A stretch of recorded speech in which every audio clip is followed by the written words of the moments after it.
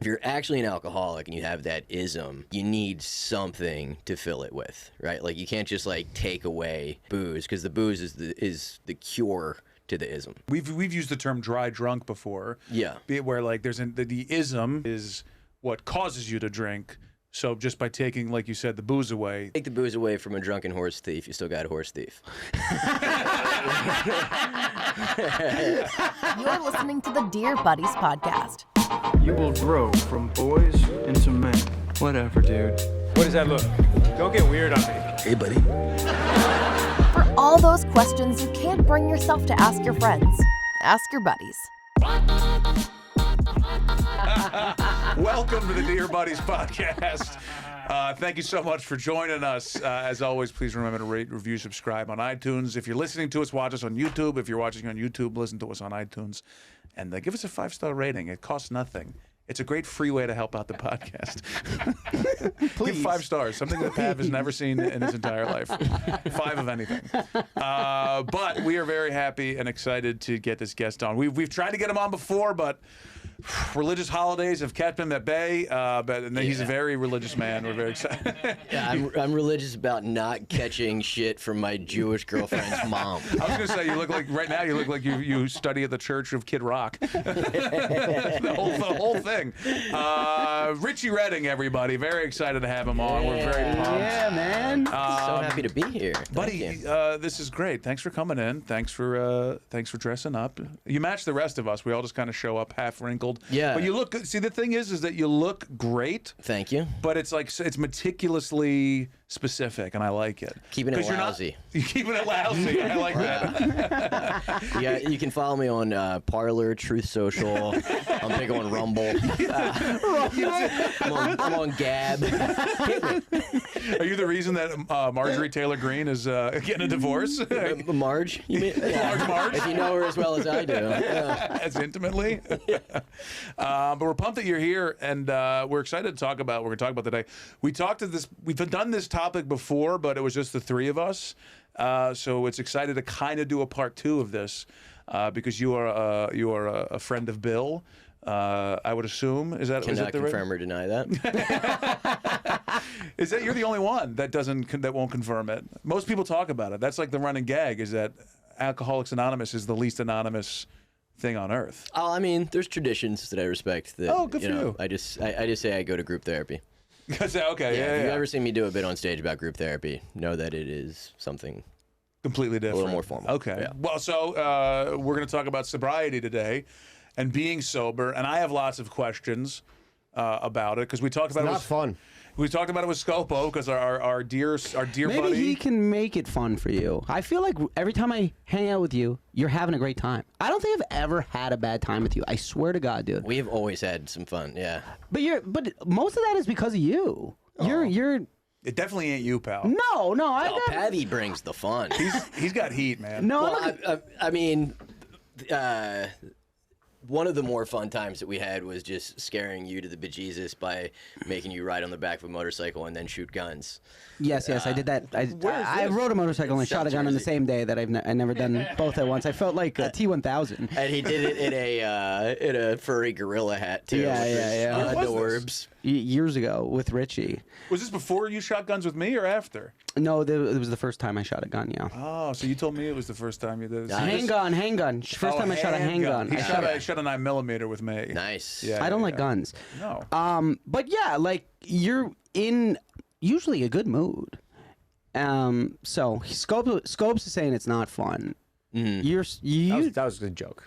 Well, I don't think it was. I think you're being serious. Really? Do you not have as much fun as you used to? No.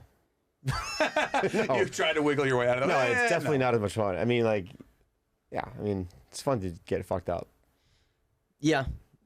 Right. I mean, for me, is that like the highs aren't as high, but the lows are nowhere near that's exactly what the lows were. Yeah.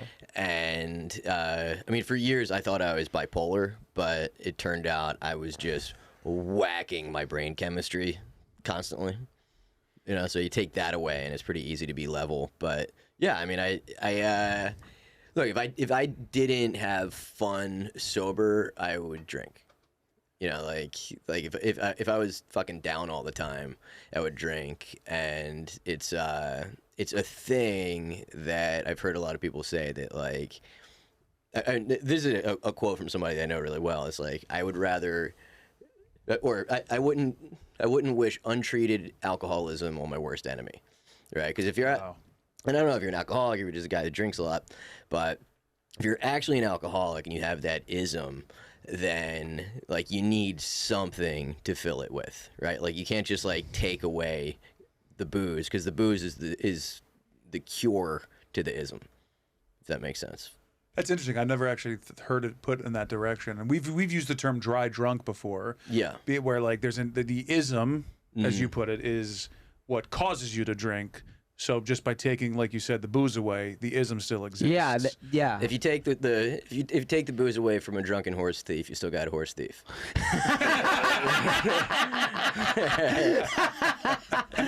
That's interesting. No, it's were you self-diagnosed as a bipolar? Like you just thought, or did you actually get misdiagnosed? Have you not heard the man's stories? We're talking. What are we doing here? For Christ's sake! Yeah, it's just good interviewing. Heard it. Yeah, really. Next.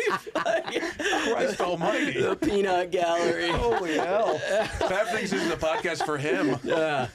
Oh, this is the one. Yeah. Just hitting punchlines.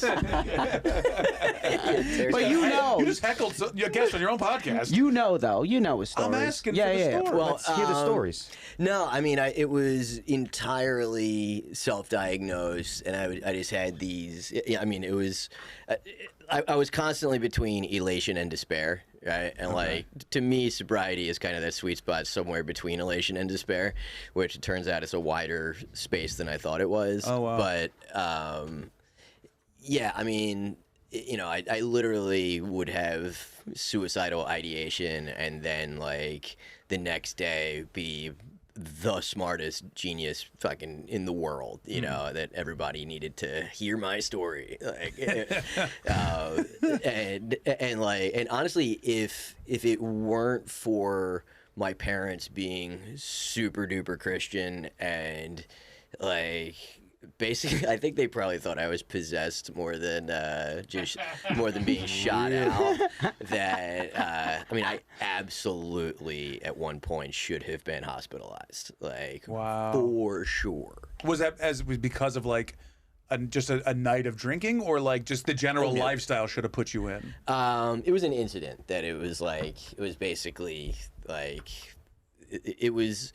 It wasn't when I quit, but it was when I basically hit bottom.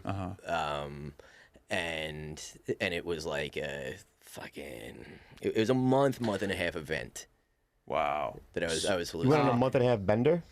No, I was basically, I had a psychotic break for about that long. And I mean, you want to hear the story? Of course. Yeah. Okay. Yeah. Well, okay, so. And it was all fueled by alcohol? Like it was just, that was a part of it, and like drugs and alcohol and the whole thing? Yeah, drugs. Why don't and you tell alcohol. the story? I could stop interjecting my thoughts. Pappy, sorry you've heard this one. So I kind of have to like back it up to when I started doing comedy. I became friends with this guy who was becoming a drug dealer, and he got way better at dealing drugs than I got at comedy. But and I mean, I basically it solved. So like I was also his best friend. You know, it wasn't like, oh, my drug dealer is my best friend. Right. I was his best friend, and we hung out during the day all the time, and like he solved the money problem of being 25 and broke, right, and being an addict, because he would give me everything at cost. And then, so a great friend at the time. Great friend. Yeah. Sounds like a good dude. Yeah, so I would buy 5 grams, sell 3 of them, and I just made $100 and also have 2 grams of blow to party with every day. You know, my nickname with him was Beta, because it was like I was beta testing whatever came in. Yeah, that's so funny. Yeah, it was just like, yeah, try it. And I was like, yeah, and you know, the signs were there, and it just took a couple years to realize that it was like, hey, everybody that I started off with in comedy is passing me, you know, but like I couldn't put it together that it was like, oh well, you know, you don't show up, or you show up and you're fucked up, Right. And like, you know, the owner of the Laugh House all the time used to be like. You're funny as shit, man, but you just, you know, you can't drink before you go on stage. I'm like, no, I just can't do a ton of blow before I go on stage. You got it wrong, pal. Yeah. I got the concoction right. Right, and it kind of like pretty quickly went from like how funny can I be to how fucked up can I get and still do comedy, you know, somewhat serviceably. Right. And I still finish my set. yeah, and my 5-minute set. And, yeah, but at the same time, like the delusion of it all is like I'm like in my head, it's like, oh well, I'm going to be famous for this, you know. And it was like 9 times out of 10 it went well. On that 10th time, there would be some kind of incident, and it went horribly bad. And Can you name one incident? I mean, it just like it would just go wrong, and I would just curse out the crowd and be like, you know, tell them they suck. And it was or, their like, fault, obviously. Yeah, obviously their fault. Yeah. Blaming it on the crowd, but like, you know, for whatever reason, nobody remembered those 9 times as much as the 10th one. Done for me lately. Yeah. And I wound up like blackballed from the Laugh House, which was like it was devastating at the time. Now the place is closed. Who gives a fuck? But you know, like when it's the place that you're like, you can't go blackball me home, because I got 8 balls, baby. Yeah. You can't blackball an 8 ball. Great joke. Good ball joke. And you know, so I kind of like started. It started to come apart, and like there was things that were happening that it was like, oh, this went from fun to dangerous, because I was always just the guy on the couch, right? And like, you know, at one point I'm hanging out with this dude, and 3 Russians show up. They've got a briefcase. They've all got guns on them. And Holy shit. Yeah, and like they put, you know, a couple like keys on the table, and it's like, and he tells me to try it. And I'm like, okay, and then they're like, yo, you want glass? And it's like just a fucking brick of crystal meth, and it was just like, man, what have I gotten into here? You know? Wow. Was that Russian experience the moment when you? Oh no. That's when I learned Russian. So like shortly after that, I wound up like I did a no call, no show on Father's Day because I was all fucked up one time. I was like on ecstasy the whole day. And to what? A Father's Day event or to His a show? dad. His dad. like to go home to South Jersey okay. from Philly. When I got in the car, it was like after school special type of moment that it's like the radio is off, the car's not running, and my dad just says, "Do you have a problem with drugs and alcohol?" And like for the first time, I always say it's like, you know, in True Romance when they're like, Alabama come clean, so I just came clean. Yeah. So, and for whatever reason, I was like honest in that moment. I was like, yeah. He's like, are you doing cocaine? And I was like, yeah. He's like, how often? I was like, once a week. He's like, that's a lot. I'm like, yeah, it's a lot. But because I wasn't lying. yeah, it's 7 days a week for 5 years at this point. Except for that one time, it was 6 days, and one time it was crystal meth. Yeah. Thinking it How was often are coke. you doing coke? Yes. Yeah. So he told me that, yeah, like him and my mom were like, you should move home, get your life together, you know, and I did that. And then there's a saying of everywhere I go, there I am, you know. So What does that mean? Huh? What does that mean? It's like you take you with you. It doesn't matter where you are. Got it. You know, it's like I'm the common denominator here. It's not the geography. Yeah, I can't go home because then who am I? It's like you're still you. Right. Yeah, it doesn't matter where you go. Yeah. It's a powerful thing, especially when it's in like relation to like when you see the bigger picture. Yeah. Yeah. So I wind up having. So it went more from steady state to like huge benders, and I had all my drug dealing friends down at my parents' house on the river, and through the course of the day, like Parents there or no? They were there, yeah, but they didn't know what was going on. This is after you went home because you're going to get better. Yeah, they know we're like drinking beers and shit. Sounds like a TLC show. Cokeheads and kayaks.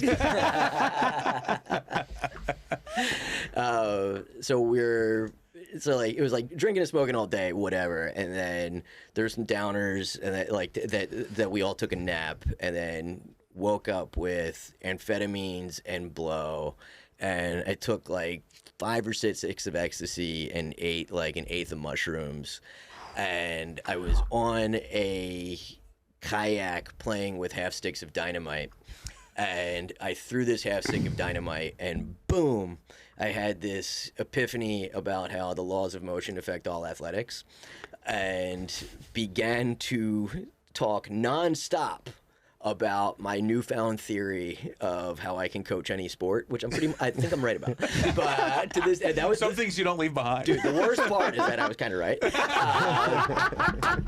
And actually, I coached a boat the next year. I was a rowing coach, and they fucking smoked everybody. Were you a rowing coach before this? Yeah. Okay. You picked it up? It's because you gave him crystal method before every race. And I kept telling those sticks of dynamite, like, you really don't want to win, don't you? Go extra, go fast. But yeah, so the only way I can describe it is like I was stuck in the Matrix, and I was seeing Technicolor infinity symbols every time I blinked. So I was just trying not to blink for like a month and a half, and my parents would come home, and I'm doing all these shitty experiments all over the house, and like I'm dropping a golf ball from the same height, and I've got my eye on the ground, and I'm just sitting there like, you'll never see it touch the ground. You'll never see it touch. It always bounces the same height. They're like, So they're Galileo? Yeah. Galileo. This kid's fucked up. Yeah. This kid's Galileo. So my parents are just like, they're just like fucking praying for me and shit. Meanwhile, like I should be in a straitjacket and on Thorazine, but well, Christianity saves all, you know. Yeah. Just pray it away; it'll be fine. Yeah, it worked with the gay. And congratulations, by the way. No dick since 2006. I'm having a great time right now. I just want to say this. Thank you. So it like the biggest incident that I had while I was in this state, still hallucinating the whole time, I wound up. I was so googly-eyed that I got into a car accident, and I'm in a big-ass Tundra, and some lady was in a shit box, and I hit her so hard that it knocked the bumper off of her car. And from behind.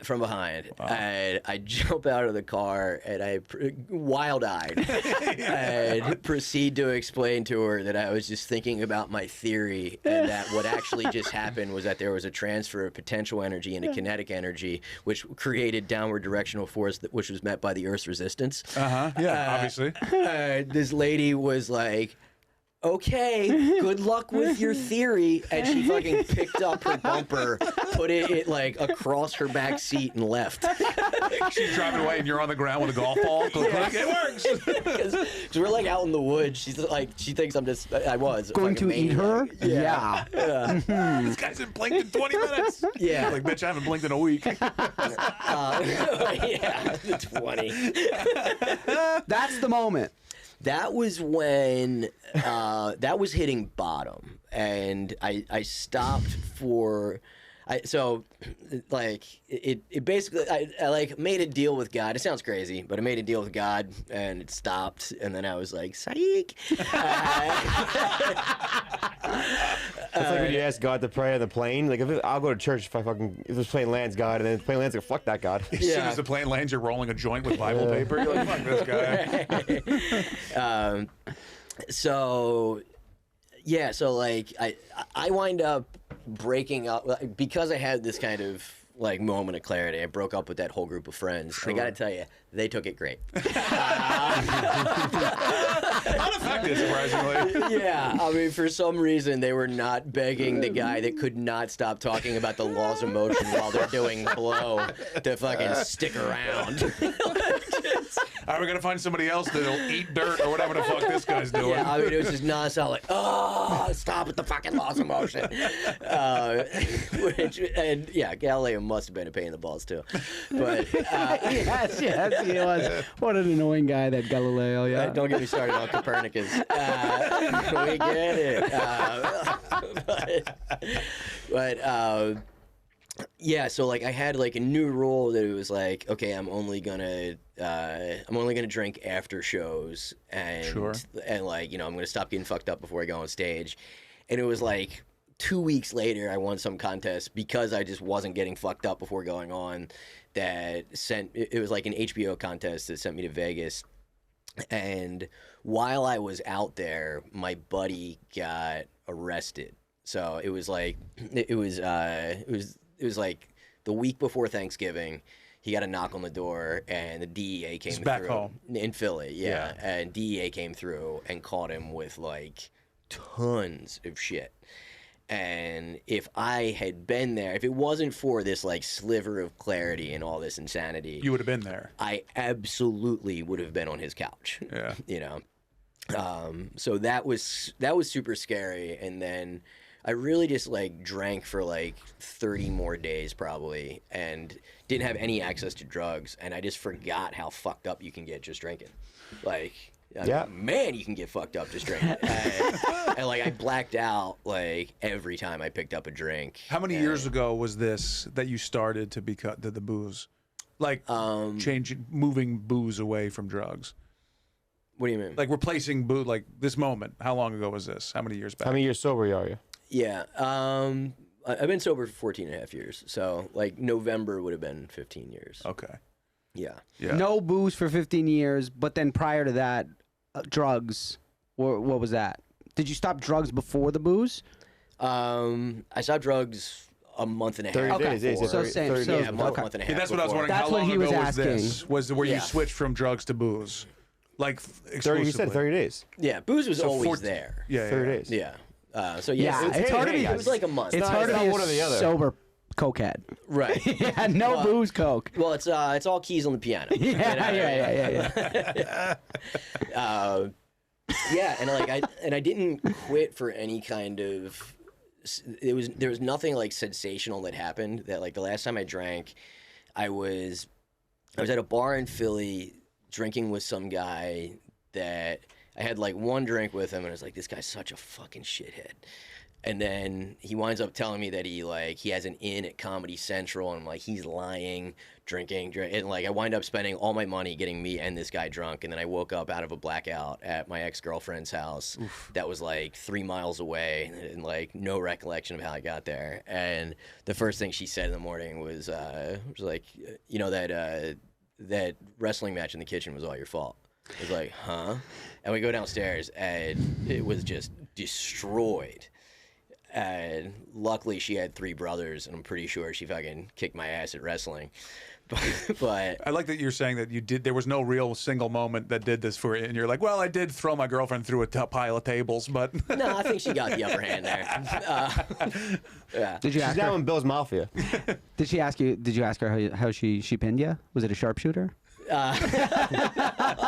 Thinking camel clutch situation. She got you with the Iron Sheik finisher. I'll tell you, this story, that part of the story was way easier to tell before around 2016. You guys just got all heavy on me, you bunch of puffs. She slammed into the Hulk Hogan dude. I just keep putting the arm up. The roommate's like, he's not down. He's not down. So 14 years, 15 coming Yeah. up, right? You said 15 years. Congratulations. Congrats, buddy. Do you think you'll ever drink again? I don't know. I don't think so. I'm not going to drink today. Is that something you ask yourself, or you actually contemplate that? Because as someone who's not, I've like played around with sobriety. I know a lot of people have like, oh, I'm going to be sober for a month. I'm going to give a 30-day break, whatever.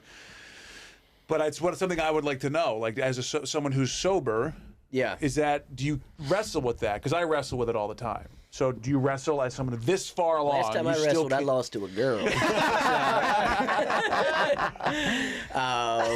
No, I mean, it's not something that I fight. I mean, like, I'll walk through a cloud of smoke, of weed smoke, and it's like, that'd be nice, you know? What's the closest you've come? Yeah, good question. Closest I've come was I was 2 days away from 6 months, and I was working in Virginia Beach, opening for Bill Bellamy, and long enough ago that Pete Lee was a feature. Wow. And Bill was like as hot as he could be because of first season of Last Comic Standing. Oh, okay. Right. And we go out afterwards to a bar, and I'm immediately like, I should not be here. Like, Right. just as soon as we're there. But there's all these, it was very like basketball wives energy of like all these wannabe Newport News models and shit that are all like. I feel like Bill Bellamy after a bar after party it's gonna be a problem for someone trying to stay straight and narrow. I've hung out with him plenty of times since, and it was cool. But then, so his road manager is a 6'8" piece of onyx.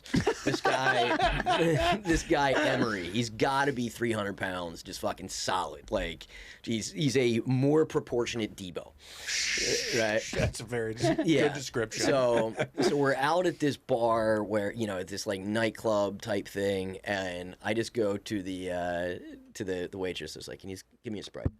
And she's like, "Sure." So the drinks come. First thing she says is Sprite. And Emery goes, whoa, yo, who ordered a fucking Sprite at a fucking bar? And I don't claim it. He like stands up on like the first rung of his stool. He's 10 feet in the air. It's like, yo, tell me a grown ass man got a fucking Sprite in this bar. The fact that you're about to tell me you didn't, you survived this says a lot about your sobriety. Yeah, Blaming Pete Lee. This guy. You're like, who ordered this? Pete Lee. Yeah. But he I eventually claim it, and he's like, yo, get this. He's call me in, get him some shots. And like I thought about it, but it was like 1:30 in the morning at this point, and it's fucking like. It took the Uber equivalent of that time home. You slept out. Yeah. That's impressive, honest to God, because every time that just seems like a kind of thing that you'd be like, all right, this one time you're figuring comedy out, you're sober, like I got it. Most people fail, I think, at anything because like medication, I'll stop taking my medication because I'm fine, but it's the medication that makes you think you're fine, and then you slip off. So I feel like that's a moment you can be like, oh, I can handle it now. I've been 6 months sober. Like one night I'll be fine. Yeah. So that's impressive. That I mean, it's because I knew I probably can't get it back. Right. I don't think When you break it, it's tougher to go back. Yeah. Like if you I was a year sober and then I started drinking again, it's tougher to stop. It's not that easy to stop after a while of like a year of not drinking, then drinking again. It's hard to be like, all right, get another year. It took me a while to be like, I gotta stop permanently. Yeah. So what are you doing? What do you mean? What have you replaced it with? I just don't drink. I just don't want to do it anymore. I'm just done with it. I don't want to be like I was at a bachelor party all weekend with guys boozing. I didn't have one drink, didn't have inclination to drink, didn't want to drink. I mean, do you think you have the ism? I sabotage myself. I seek misery. I know if I start again, it's not going to be good. It's not. I'm not going to have a good life. I'll kill myself probably. Yeah. I'll end up killing myself. So I'm like, I just don't want to. I'm done with it. How do you get rid of the ism? Is it you go to these AA meetings? You like? I don't think I spoke to a lot of guys who are older and drinking. You don't get rid of it. It's always there. Yeah. You just gotta find a way to control it. Well, even when you answer that, I there's said, tools. "Will you drink again?" You said, "I don't know." Yeah. I did not expect that as an answer, and I feel like a lot of people Yeah, me either. that would I thought you think would say about no. sobriety That's what you're told 15, to do. 20 years. That's what you're told to, like one day at a time. You don't answer for 10 years from now. But you do one day at a time. I feel like you believed that. You believe saying that. You're not just repeating a mantra. Yeah, I mean, You're for like, now, I I'm hope not. Yeah. You know? I And mean, that's something I think people might struggle to think is that you can't put so much emphasis on it. It's a process. It's one day. You Yes. go to AA meetings currently. I'm not going to confirm or deny that. Okay. Yeah. Is this? I'm not allowed to say that. I mean, We it's just did this at the top of the We, show. yeah, we I just got the reprimanded reason for it. why he's not doing that. Oh, sorry. You were here. Sorry. You were here? Okay, sorry. Yeah. Sorry. I mean, As long as you're sorry. it's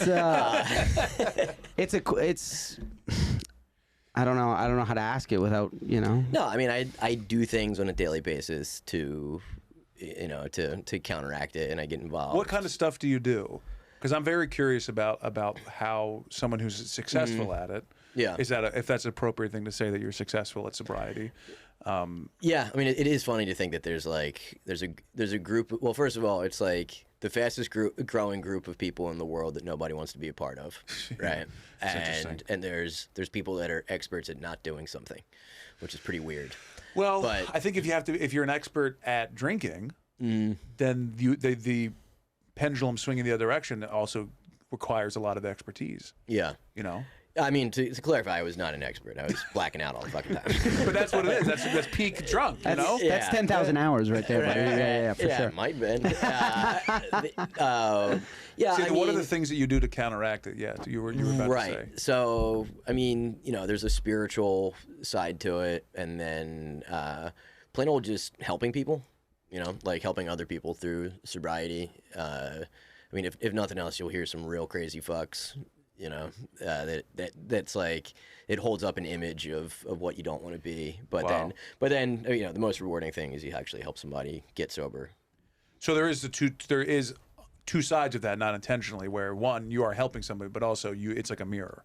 Yeah. You get to look through a time machine. Well, almost. yeah, but also it's like, you know, if you get out of yourself for a second, it's Yeah. like, you know, the biggest thing that I continue to get out of it is seeing how much fear plays a part in my life, right? And Wow. and pretty much all fear is self-centered fear, and it's about it all comes down to money and pussy, right? It's like it's sex and money, and I'm not getting I'm not going to get what I want, or I'm afraid that I'm going to lose what I have, right? Like between those two things, that's pretty much like my whole life. It And feels like everyone. That's my life. yeah, and you know, and the more willful I am, usually the worse I feel, and it doesn't change the outcome. That's really powerful. That's a very, very dramatic, but very useful. Do you find it dramatic? Do you think it's dramatic? Mm-mm. Yeah. I mean, dramatic sounds like I'm saying something negative, like, oh, you're being dramatic. But like, No, there's I- drama to it. Yeah. Yeah, there's a lot of No, drama. I'm to it, just. which I don't think he thinks it's dramatic, but I get it. I'm yeah. with you. I Yeah. think it's It's a sweeping statement, Yeah. but What about the spirit? Can you talk about the spiritual side of things if you want to? yeah, but I mean, and just also that it's like I find it. You know, I miss of course there's the getting fucked up and watching the game and, you know, ribbing each other and shit, but like there's an intimacy to people that are trying to do better and talking about their fears and shit like that. Yeah. That is something that I could never find. And being involved with other people's lives and, you know, other people that talk about that stuff and going through shit, like, you know, I have 30 guys that I'm connected to that, like, we're pretty up in each other's business, you know. And But it's by design. yeah, and like, you know, it's actually from The Alchemist that a pervasive thing throughout my life and through, you know, and I hear other guys echo it all the time, is that the fear of suffering is always worse than the suffering. Wow. And it's like, you know, learning to, like, realizing when I'm in fear and being able to talk about it or to turn it over or to find another way to deal with something, like to take myself out of it. like, you know, by way of talking to somebody or I'm that guy for somebody else sometimes, or pointing out, you know, you're just in fear right now. And like being able to turn that off is way better than being able to get fucked up. Yeah. That's, yeah. Okay, like, and it's not always, you know, it's not always I gonna got a happen. question for you. Like, because you're connected with this big group of people, how common is that fear is driving their addiction or their addictive behavior? A lot. Yeah. I mean, and look, I've probably buried like 7 people. You know, like On stage or? No, I mean, He said like buried, not bombed. Anyway. People that picked up for that one drink or whatever, you know. Do you think that is the fear generalized fear, or is it specific to something? So, like, I know that there's like specific fears of death, burying friends, fear that you will become them, fear that you will pick up the drink again. Are those specific fears, or is it just a fear of fear? Different for everybody, I guess. Yeah, right? Yeah. So can we go back to the spiritual side of that? I'm very curious about that, because is spiritual? I feel like you said spiritual specifically for a reason and not religious. Yeah. That's a big thing, yeah. Is it? Can you explain that? Dive into that a little bit. I'm very curious. Or if you want to, I don't want to. Sure. No. Yeah. I mean, there's a spiritual side, which is basically like you just get to choose what you believe in. Yeah. And yeah, I mean, honestly, the way that it works is you write down everything that you would want to have in God that you believe in, and then everything that you hate about God. And then you take that piece of paper, you tear it down the middle, throw away what you don't like, and keep what works for you. So there's that. There's meditation. I have an alarm on my phone that goes off at 3 p.m. every day. I have ignored it every day for about 4 years. And It's your meditation alarm? Yeah. That alarm wakes you up. And I always think it's like a text or something. Like, no, it's a stupid meditation again. But Do you find certain activities that you do that you can see, even like now, like today, or recently? Is there something that you find yourself doing or heading towards that you go, oh shit, that might spark a relapse? Or is it do you have a pretty good control over like, nah, I'm not gonna put myself in that situation because there might be something there? No, I mean, I've got a super addictive personality. Like, Right. I would absolutely smoke a cigar every day if I let myself. Right. I do it like once a week usually. But no, I mean. So you allow yourself some vices, Yeah. that aren't they're not gonna like kill you immediately. Yeah, a cigar every day might kill you sooner than a cigar a week. But there are vices. That's interesting, because I would assume that that's it. I'm done with everything, and that's it. You can't go like that. Yeah, you'll go off the deep end. Yeah. Yeah. I mean, What vices do you have still? I never really was into like. What does that mean? I really don't know what that meant. You jerk off, man. jerking off. Oh, I just went needles. I was like, no, I was never into heroin. Wait. You think this motion means heroin? No, it's right here. This is right here. You were right here. I didn't That's want to punch why. myself in the dick. Well, get better fucking visuals. I don't know what to tell you. Jerk off. I jerk off every night. What's your That's for me to go to vice? sleep. Eating tacos? Do you have any vices that you've picked up? I never was into like cigars, cigarette smoke, anything like that. It was just the fast pace, get it to me now, I need it now, and once I have it, I can't stop it. But he made an interesting point that he asked you about The ism. but also like, what have you done to replace the alcohol? Because that seems to be a pretty important thing, because to treat the problem. Is it necessary? Is it necessary to have? For me, it is. I Yeah. wouldn't like, if I don't use the tools at my disposal, like, it doesn't take long before it gets really loud in my head, right? Like if I'm The structure. if I'm doing the things that keep me sane and happy, it's quiet. Like I have serenity. But if I'm not doing those things, it gets really loud. Yeah. No, I mean, working out was a big thing For sure. for me, that it helps me. But I was never like, when I was just done with it, just done with it. I just don't want to go back to that life. I know what I was before, and I know how better I am after, and I'm like, I don't want to go back to that place ever great. again in my life. It's just, I fear that. I do fear drinking. Like I mean, I don't know about you, but I have dreams once a week about drinking. And I'll wake up and be like, did I drink last night? Let's go to free laps. Yeah. And then you just... It's called a free lapse? There's a word for that? Yeah. Oh. Yeah, I honestly, like, in the dream, though, it's weird, though. In the dream, I regret drinking.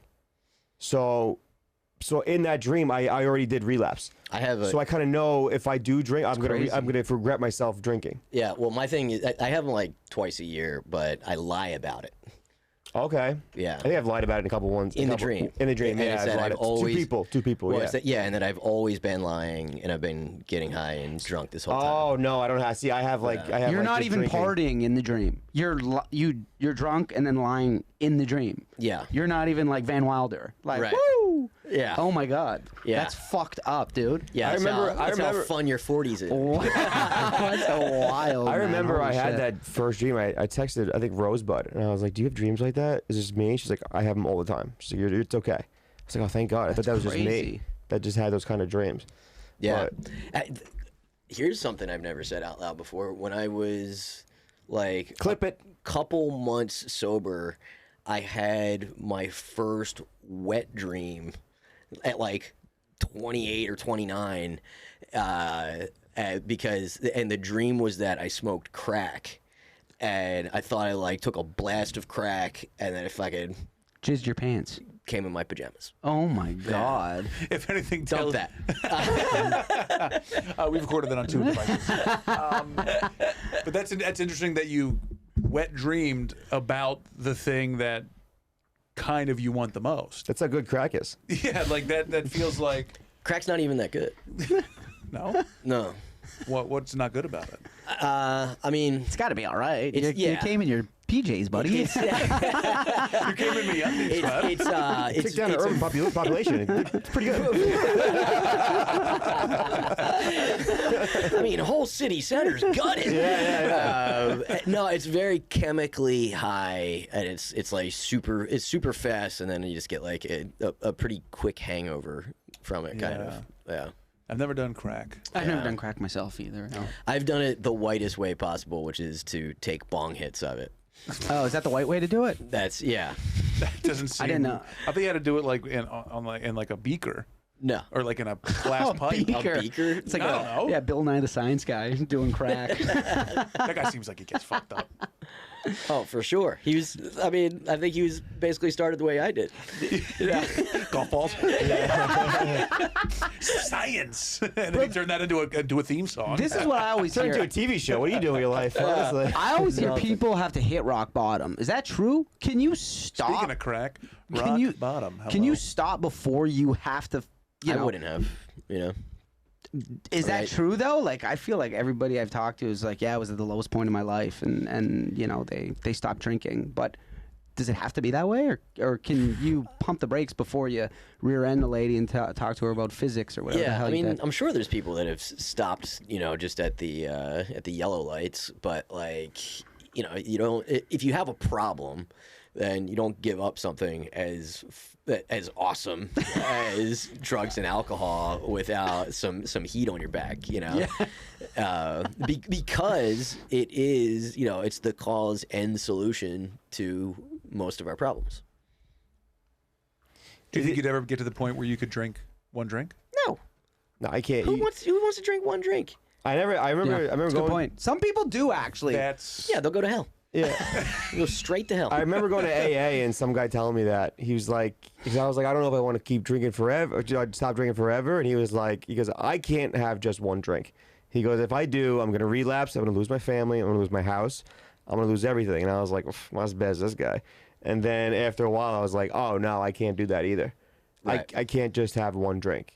If I have one drink, it's going to lead to two drinks. Maybe not that night, but it's going to be Yeah, you're gonna be two like, well, I drinks could do that two. night.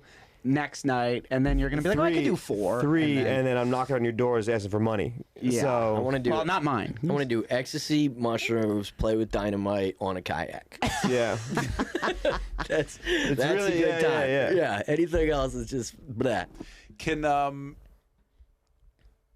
so if I may, and if this isn't too intrusive, I just told you I care. came in my pajamas. No. I was talking. I wanted to ask Scopo, or you're a couple years in, 2 years, A little more than 2 years. It's great. 15. Is there? Can you look back at 2 years sober you, or freshly sober, and what kind of advice could you give? Because I think that there's some things with you that I've seen that I think that there's coping mechanisms that I think that maybe you're not, or at least you're not sharing with us, which is totally fine. It's a personal journey, and I don't expect to know all of it. But I do think that there's some things like that you could use to cope with reality. Is there something, and maybe I'm overstepping my bounds. I don't know what the answers are. But is there something that you could advice you would give to a relatively, by comparison, sober person? No, I mean, there's not. It's you're either sober or you're not, but like life gets lifey, and really it does. No, that's a good line. And like, for me, 2 years, the second to like year 2 to 3 was the most challenging, but it was because of a relationship, that I was. So it wasn't necessarily the time frame. It was just what was going on in your life. It could have been 5 to 6. Your life's time frame. Yeah. Yeah. But yeah, I mean, it's just. You got to live life on life's terms. So one thing I read in a book was like, he's like, we drink sometimes or you do drugs like, to kind of release from whatever problems you have. He's like, but then you wake up the next day, those problems are still there, but now you're hungover. Right. So it's way worse. So like in my head, I'm just like, when he says life gets life, I'm like, I'm gonna have to deal with it sober because if I deal with it drunk, it's gonna be worse anyway. So what's the point of drinking? Yeah. That's how I'm like, what's the point of drinking now? There's no point if I'm frustrated about something or whatever. There's no point to drinking. Yeah, I mean, actually, if I had any advice, it would literally just be you don't have to go it alone. Talk to people. Oh, I know that. Why are you looking at me? No one's looking at you, man. He's looking right at me. Well, you're talking. Yeah, we're just. When you talk, I can close my eyes. I mean, it was kind of defensive. A little defensive. Yeah, a little defensive. Because he keeps saying stuff that he's like you need to do hobbies and shit. I'm like I'm good, and he keeps saying it to me. It's kind of bugging me. I haven't said that since the last time I said it. The last time we did it, and then you said it. I never said the word hobby. Your coping mechanism, whatever you said. All I'm saying is that this guy is clearly good at being sober, and you're a guy that's newly into the sober world, and you're going through things we all do. I think I'm okay with it. Yeah, I know. Buddy, it's you're a little defensive. That's all. Yeah, I'm not mad. I think I'm I'm just okay saying. with I was asking for advice for a pal, and now I'm getting the business. Okay, let's move on. What if I just told him to get into woodwork? I would love that. I think he'd be great. You guys could have the. He's got the body for it. You guys could have the buddies totem pole. And just be you 3 shitheads, and whoever happens to be the fucking producer at the time. You gotta just start with a big old nose on that thing. Is that an owl? It's Rubinov. So yes. What? Is that barn owl wearing glasses? No, that's Rubinov actually. So. Barn owl. Well, listen, man. There was some stuff that I really, really appreciate you sharing because I feel Absolutely. like Thank you. I've heard some of these stories, obviously, but you don't often get a chance to ask like that, and that's why I think that I like to do this show because it's like I learned a lot about you, but I also learned a lot about me. Can I a little bit? Can I ask you something here before we leave? Were you always like this? Like, why did you get into drugs? I feel like you were always. If you were always like this, I thought you were pointing to his clothes. You're like. You didn't need drugs or booze when I knew you, and you're always a good time. Why did you need it? I guess you're a kid, right? Like, yeah, that's why? That's a good question. I mean, yeah, I don't know. I mean, it's probably genetic, right? But beyond that, it was definitely like a social crutch. Like, you've heard my bits about being the smallest kid in school and shit like that. And it was like, I was literally 75 pounds in high school. And drinking was the the kind of equalizer, right? So it was like immediately associated drinking with having fun and being the life of the party and that kind of thing, and it was like, and people knowing I was funny because I wasn't so shy and all that kind of shit. But I mean, even in college, I started blacking out like a lot, or was throwing up, and it was like there was always the signs that I was going to have to stop. But I used to piss in the bed. yeah, there you go. Yeah. But I mean, put it this way, it's like if drinking is so good that, or it hits the pleasure centers in such a way that, probably out of the first 10 times I drank, I threw up 9 of them. But like, if I had clams twice and threw up, I'd be like, no more clams. Yeah, you're done. Yeah, yeah, for sure. Yeah, so I mean, If all your buddies were clamming on the weekends, Yeah. I'm going to figure out these clams. right. I feel like when you're drinking in college or when you're younger and you're puking, though, it is a little celebrated though. Sometimes it's harder to stop because people are like, there's the puker. Yeah. But like, would you give someone a nephew of a younger guy advice? Like, it's not. It might seem cool now, or it might seem fun now, but you could be in trouble later on. Right. Like, I mean, I would say that like,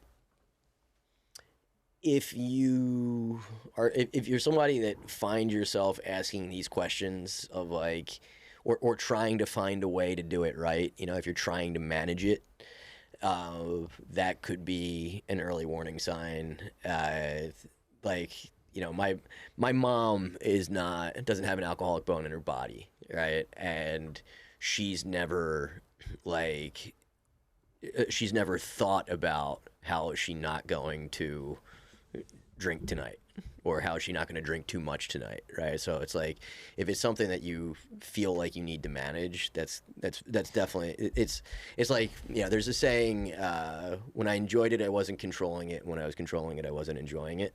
So like, if you can't Control it without the enjoyment. Yeah, if you go, like, I used to go to weddings at one point and be like, okay, I'll have 2 drinks and water, 2 drinks, stop for a while, eat some food, to try to like be drunk, but not blackout drunk at this point. So that's when it was It's like a problem. You'd go But into social. but you don't know it. But you don't know it's a problem. No, You're just in no. your head. You're like, all right, how can I just not embarrass myself? Whatever that shit is. So you'd go into like situations and give yourself like, okay, 2 drinks and I'm done. And when you'd go into those things, No, now I wouldn't go 2 drinks. I'm done. I go 2 drinks. Let me eat some food.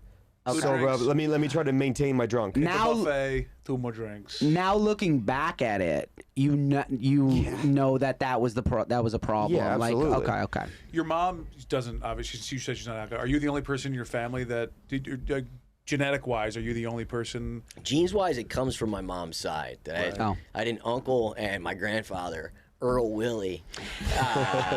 He like Bud Lights. no, dude, No? he could put them away. I feel like he was drinking like corn liquor. Old Earl Willie died all hopped up on benzos somewhere in California. There was an 18-wheeler and a cliff involved. Well, a mountain, not a cliff. But How early did you know about this? I never met him. He died before. No. I mean, like the story though. Like, did you know that this was what happened? I didn't know that's how he died. I knew my uncle was a maniac, but I didn't know that it was like, his lifestyle contributed to him dying early. He was a rabble rouser for the union in Baltimore, for the labor union.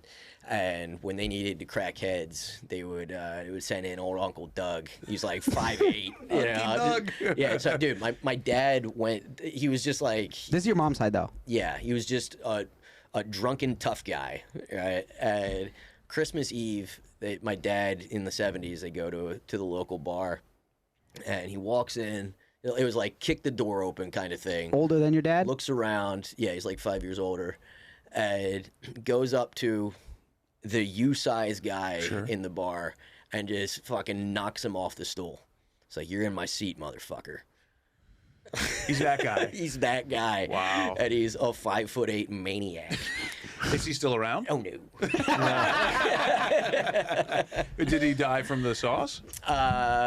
Or indirectly? Yeah, coronary, all that kind of shit. Yeah, He used to do like heroin suppositories and shit. I found out after he died. Yeah. Do you think if you knew about this before you got involved with the lifestyle, it would have changed anything? He'd still be with the Russians. He'd still be kicking it with the The reason I asked is Ruskies. because I was beat into my head my whole life that I come from a long line of degenerates, and on my dad's side, and my mom's side, that I think that is kept one of the few things that have kept me from really leaning into that, because I have gone through phases of real heavy, but like I just never.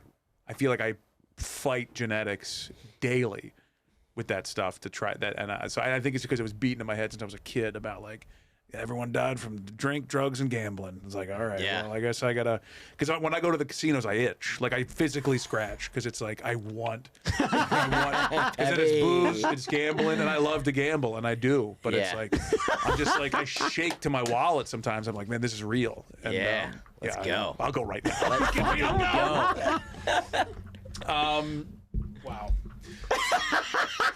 Now I just want to fucking put some chips. I just want to click some chips right now Mike gets on that Chinese bus to AC. Sits there. by myself. Do they still have the Chinese bus? Oh, they're around. The proper Chinese bus? Yeah. Konnichiwa. I don't even know if that's Chinese. Japanese. The one from Philly to New York, I've been on that one. it was so obvious they were running drugs on that thing. Was Like, it? Dude, you would, like, right before it left, like, they would come out with some cabbage. like just crates of cabbage and put it under the bus. I was like, oh, you guys don't like the cabbage from New York? Oh, okay. Yeah. There's four Yakuza guys just fucking loading it up, going, I'm going down I think I there. got an MK on his hand while he's doing that. Yeah. It's Just like, tatted up, the whole body's tatted up. And, yeah. It's like, yeah, these triads love their cabbage. Sure, the Triad Farms. I don't think that's the right Don't farm. knock it. Take a bump off a piece of fennel and. Fennel? Oh yeah, that's good fennel. Dude, some anise sugar. Where do we find the kid? Thank Richie you, by the way. Redding? This was yeah, a lot. this was awesome. heavy and intense, and I really enjoyed it. Was this not the most boring episode you guys I ever think have? this is probably No, this is my awesome favorite episode. episode we've Oh, done. you say and that I mean to that. I mean everyone. that. I've never said that on the That's so podcast. sweet. Thank you. Great episode. Because I actually genuinely think Thank I you. learned something. And I asked questions. I asked you before. I said, is it cool if I get a little bit? Said some of the stuff like, will you ever drink? Come on, have a beer. Like that type of stuff is stuff I was researching. That's like, don't ask an alcoholic this or a drunk or whatever. Don't beg an alcoholic to have a beer. Yeah, don't do that. Yeah. Well, that's why I wanted to ask, because I wanted to know the answer. And then sometimes you can't ask, like you don't ask a no, porn no. star about herpes. No, I've did this because they weekend. freak out. It's like, no, I want to ask the alcohol. You opened them up. I know, but Oh, Jizzy Jams. Here we are. we got the Jizzy Jam story. But you can ask like a guy like, if you don't know he's not like this weekend, the guy's like, you want a beer? I was like, no, I don't drink. And they're like, oh, okay, sorry. Like, you can, And you still that's managed fine. to puke. That's fine to do. Yeah, but it's not a bad thing to do that. I would want to ask a porn star if she plans on wearing diapers in her late 30s. These are the questions I want to ask a former drunk and a Let's heavy get it. drug user. These are the answers that I want to ask people. And I don't feel like I can, but in For this sure. scenario, I feel like I could. Thank you. Yeah, And thank you for letting us ask you these questions. Absolutely. And if I'm going to do a drug, it's HGH at 50. What's that? Do this. It's human growth hormone. Oh, yeah. That Rogan shit. Yeah. I want to get on that too. Go yeah. through puberty again at 50. Let's fucking go. Is that a drug? Is that considered a like? I know it's a drug, but It's it's to each his own type thing. What about like Advil, Tylenol? You out completely on any of that stuff? Hell no, I still take all that. right, Yeah. all right. Snort them.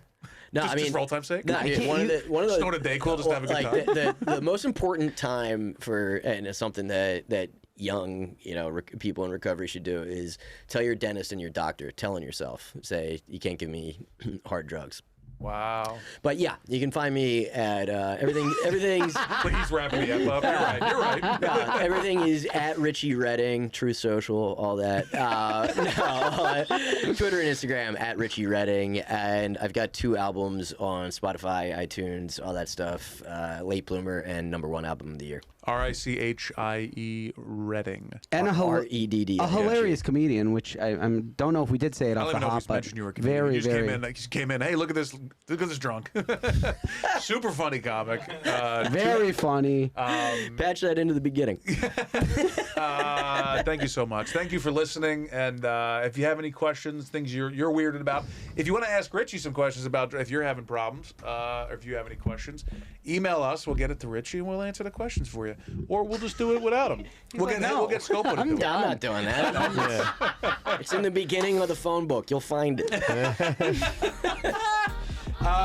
Thank you so much for listening. We'll see you next time. Thanks, buds. Thanks, Sam. You gotta get That was great, man. Thank you. That was intense, dude. Thank you for